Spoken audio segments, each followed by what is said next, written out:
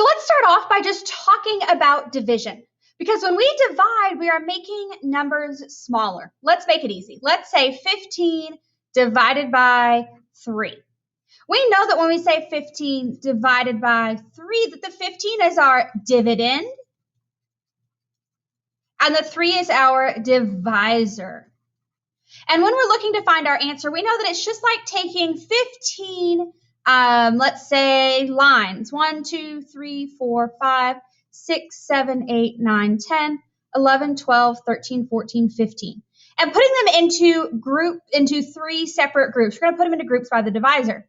So I know that I'm going to have 5 per group, so I'm just going to divide them up, and I'm going to say 1, 2, 3, 4, 5 in this group.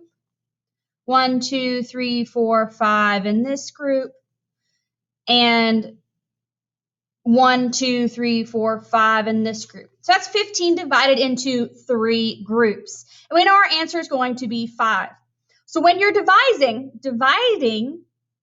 your quotient is always going to be less than your dividend. You're looking for a smaller number. So if we clean that off and we think about 2 3/10 divided by 10, the first thing I want you to do is think. Divided by means I want it to get smaller. So how am I going to move my decimal point to get a smaller number?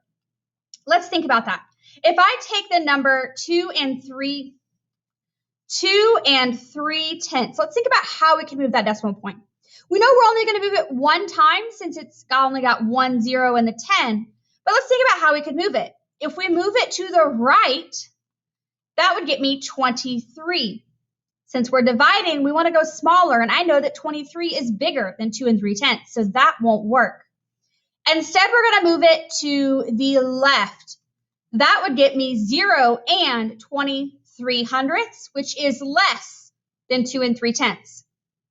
So when we are dividing, we are making the numbers smaller by moving the decimal point to the left. And the most important thing is when you're finished with your problem, go back and look at it. Did you actually make the number smaller, or did you accidentally make it bigger?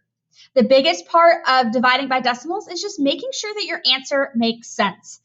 Actually, that's the biggest part of math in general. So make sure you're always going back and checking those answers before you move on.